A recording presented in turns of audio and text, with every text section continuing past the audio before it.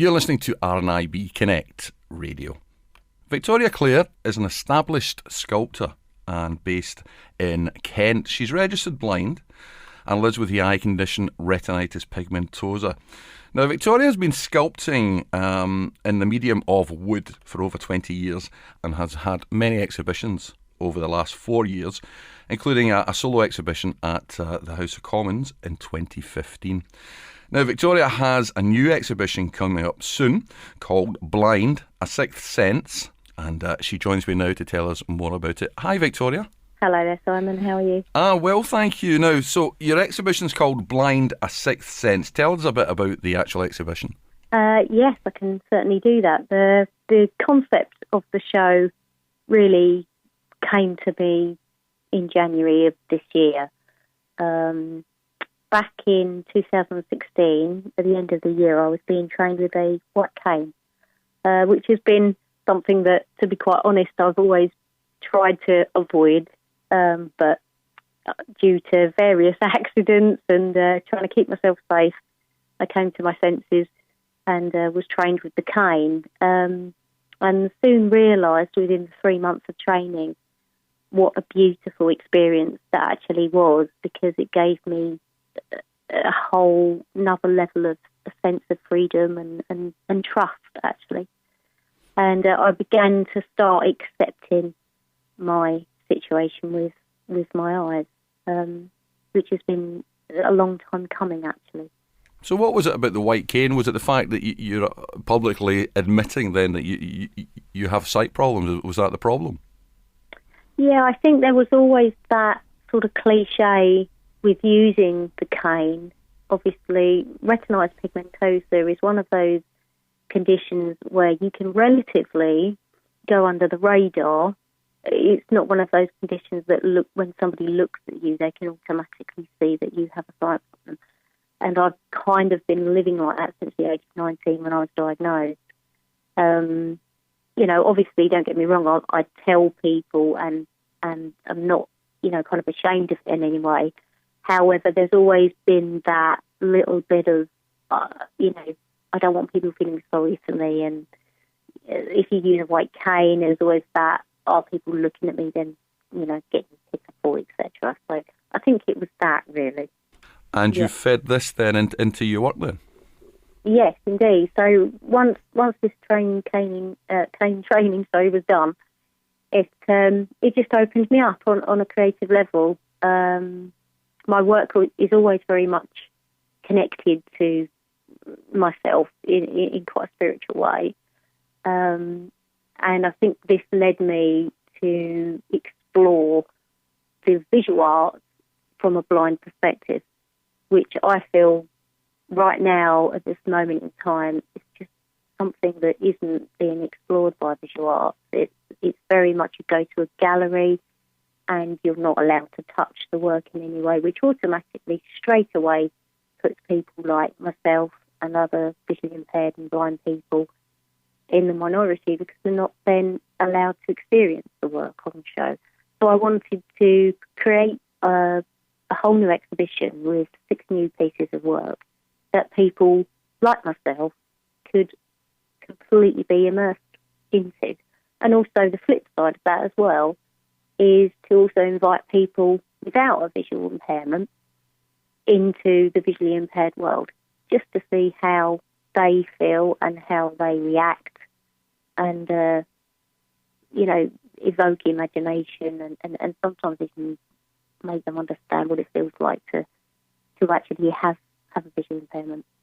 So I believe that this is the difference thing about this exhibition, isn't it? Because it's actually going to be in the dark. It's going to be completely set in the dark, yes. It's, I believe, something that hasn't been done in this country before. The exhibition being set in complete darkness, the audience is invited to use all of their other senses to find out what the sculptures are and use their sense of feel and use their sense of smell and sound to discover what the work actually is, or indeed what they may think it is. All of the music that will be played in the background has been written by myself. I've been a musician for about as long as I've been a sculptor, actually. So I wrote all the pieces, and that will be played in the background, which also the album will be being sold at the gallery as well to create some more money for guide dogs. And the logistics of it obviously has been probably the thing out of all of it that's had to be extremely carefully designed, which it has been. Which the gallery that it's being held at is Beach Creative at Herne Bay, which is a lovely gallery. I've worked with them for over 3 years now with various exhibitions, and Mandy Troughton, who's the director, was absolutely more than overwhelmed to want to put it on. You know, it was a really good reaction. So it's all been properly looked into, and all the risk assessments and all that kind of thing have all been put in place. So, and it's going to be a very safe environment. Are you very excited when you actually reveal a new exhibition, or do you find a little bit of apprehension creeping in? I think these days, where I've kind of had quite a few exhibitions, it almost gets to the point where I click into autopilot, really. I know what you mean. I do some musical work and outside my day job. And you do, don't you? You get to that, but you kind of know your level of competence, but there's still always that when it's a new thing, you think, I wonder if people will get it or not. Yeah. I think this is the thing with this particular exhibition. I mean, obviously all the other exhibitions I've done have been quite normal, if you like, you know, the kind of I always like to encourage people to touch my work.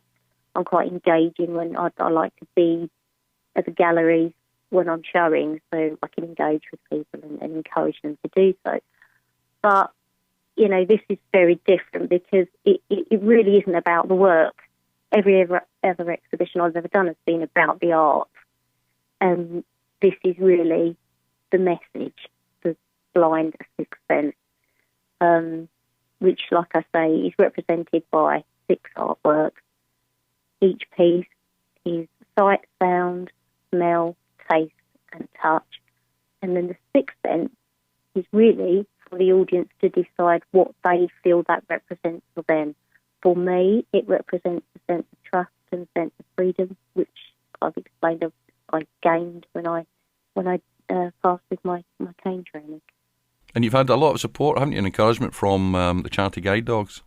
Yes, they've been quite helpful, and of course they were the people that trained me with the cane. So for me, I've got a very personal connection with the lovely lady Rachel Newton, who was my cane trainer, to say thank you, because, you know, it really was down to her and her patience that got me through that, really. And now I have this wonderful life skill, which, you know, I'm always going to have now.